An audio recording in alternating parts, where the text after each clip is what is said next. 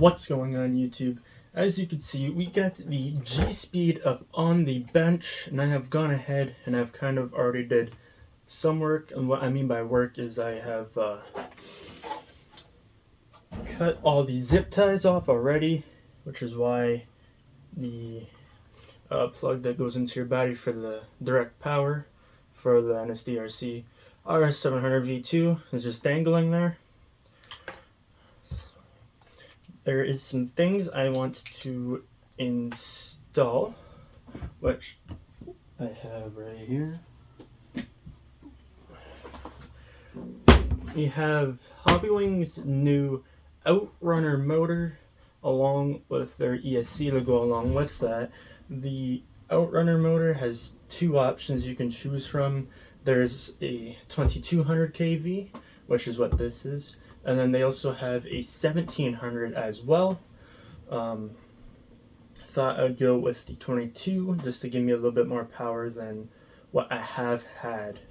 And also, along with that, we're going to be installing the Deluxe Fab Ultralight Portal Transmission. You do not get Robinson Racing pinion with it. That's just something I bought separately and put in there so I wouldn't lose it. So yeah, we're gonna get... Oh, and before we get on to wrenching, you've seen Lee's body posts through Lee body, and probably wondering why I've had them there, considering the fact that, considering the fact that they stick up through the body, but we will be getting that shortly. We'll get straight on into wrenching. First thing is first, we're going to be removing the Vanquish 3 gear that I've had in here for a year now.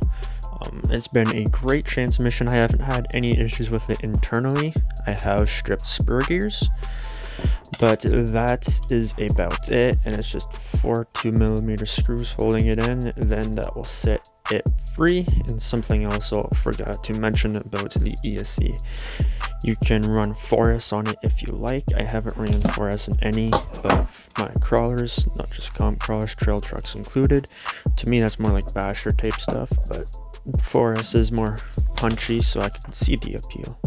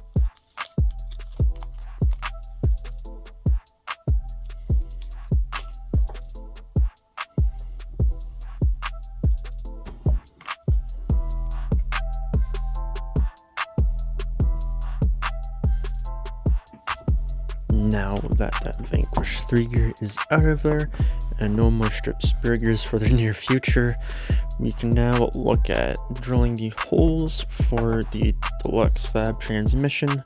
I do have plans to get a blank skid from gspeed and re-drill the holes. There's not like half a dozen holes in the skid plate, and it'll just look cleaner. Same with the sliders. I do plan on getting new ones just to make it look cleaner, and they're just using the spacer as a jig to drill the holes for the deluxe fab transmission, using tape just to hold it in place to make sure it doesn't go anywhere and move on me, which that was a fail, which I should have tried using the spacer in which they include with when I first tried, but somehow my mind didn't think of that. So now we're trying it now with like half a dozen holes in the skid plate. So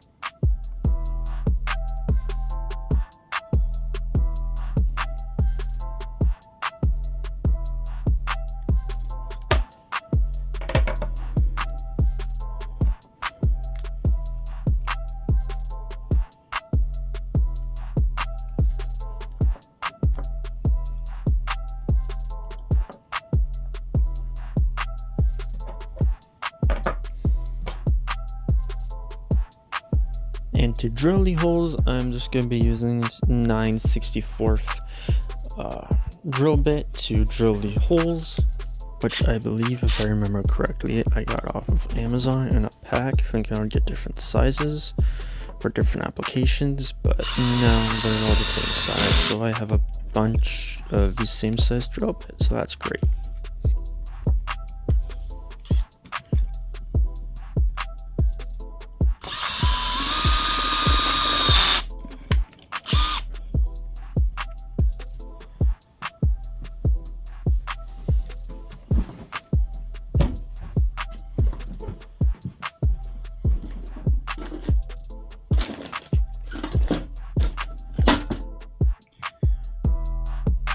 And now we get to try one of the new tools I have had kicking around for quite some time now. So what this is going to do is going to countersink the holes so your screw head is nice and flush with the skid plate, not sticking up causing a hang up point, just like that.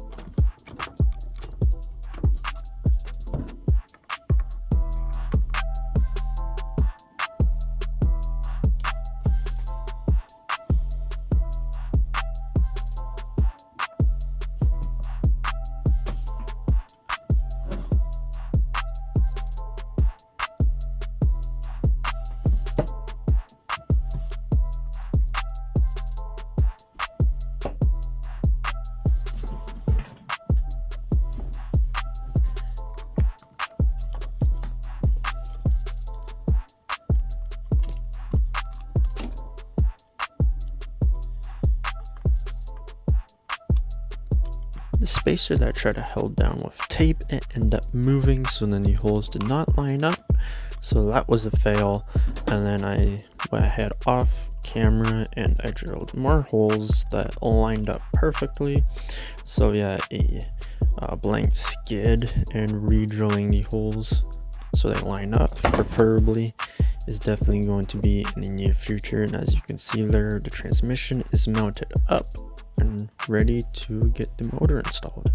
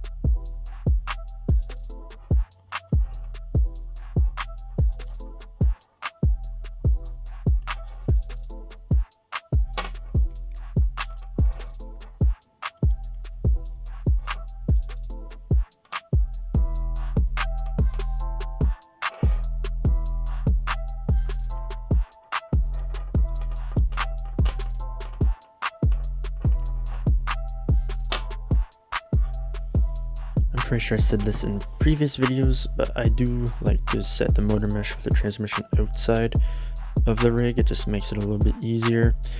And also at this point I'm going to be trying to mix oil and water, and what I mean by that is the Deluxe Fab transmission is the gears are 42 pitch and the pinion that I have is 32, so it's not going to work no matter how hard you try. But I tried anyways, and it just doesn't work. So there you go.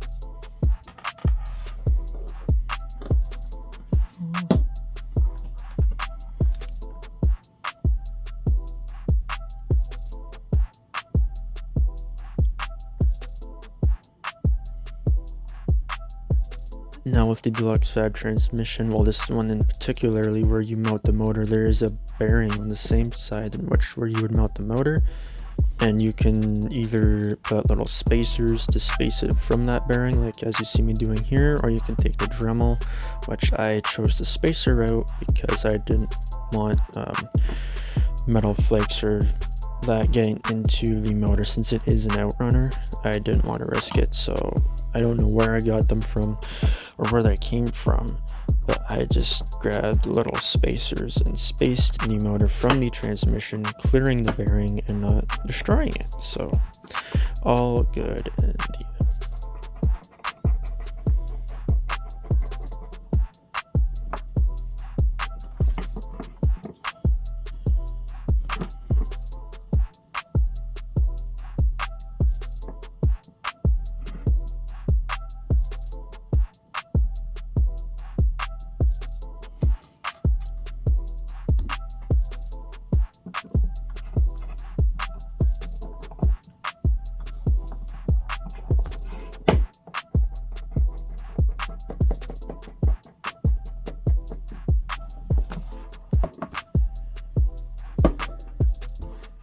Got the motor mounted up to the transmission. You can see that bearing that I was talking about. Without those spacers or any modification to the motor, it's going to be like right up against it, and then that won't be able to spin freely, causing to possibly destroy the transmission. So the spacers are a good move, or if you feel like dremeling it, you can do that too.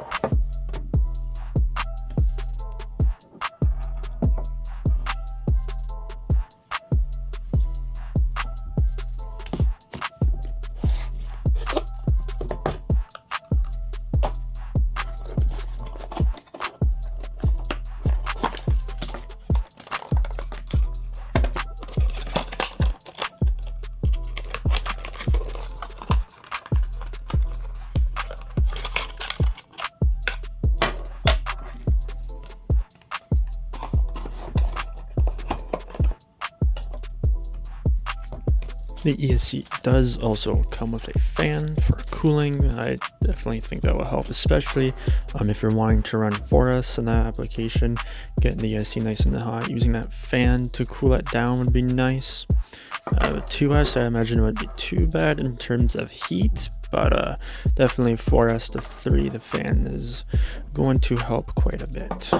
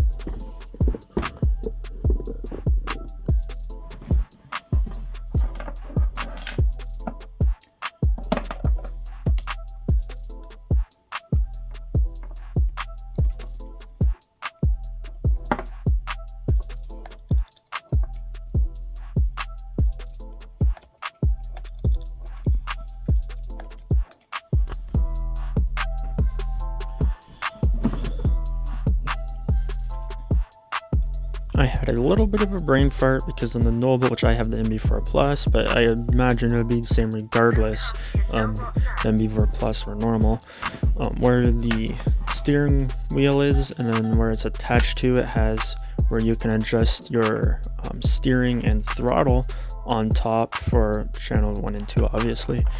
And I forgot how to do that on that radio. I haven't really had to mess around with that too much, so I totally forgot all about that. And as you can see, it's kind of moving on its own, which just adjusting that throttle trim, bringing it down would help that. But for whatever reason, my mind said unplug the ESC from the receiver and plug it back in, which that didn't help at all. So eventually I did turn down the throttle trim, making that stop.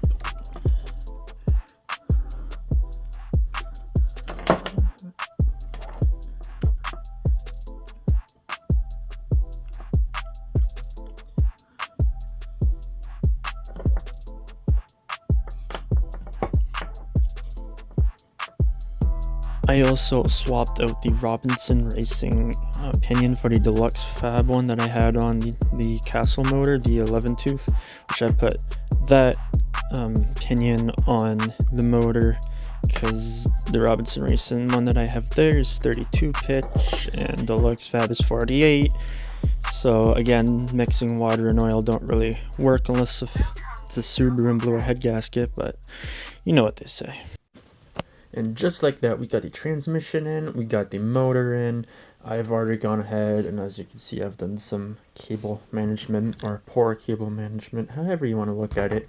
I do have some things to like hide the wires, but it was being a pain in the ass, so I didn't end up doing that. But everything is out of the way, nothing rubs, everything is good and ready to hit the rocks. I did have to find, that was a spare deluxe fab ultralight transmission that I had in my spare parts, because this one, where we had the motor previously, where it was closer to the ESC and receiver, my front drive shaft was rubbing on the outrunner, and like these little fin parts here on the motor was rubbing on it.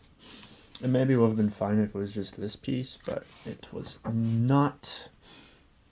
And now for the body.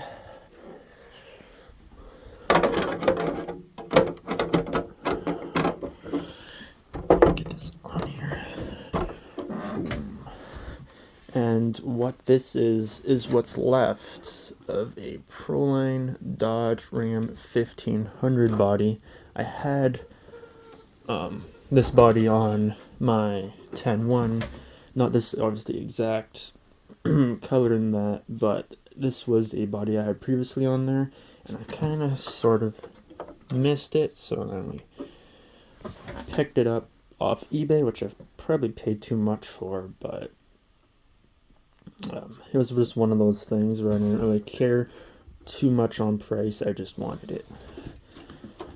It's heavily chopped, but I gave it to my buddy's painter to try to paint match it to my 1x1, which this is brighter than that, but this thing is still nice. Got chrome on the back and on the front. Something different than the cliffhangers and power wagons, comp wagons, which is just a cab-only power wagon, but you know what they say.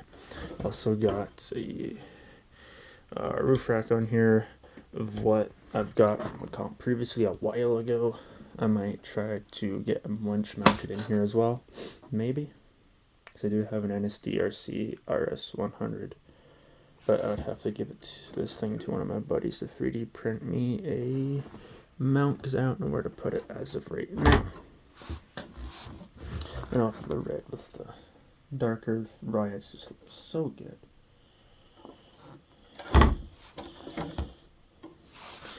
But yeah, this thing is ready to hit the rocks. I can't wait to take it out, especially come comp time when the snow actually stays away. That would be great. But thank you guys for watching.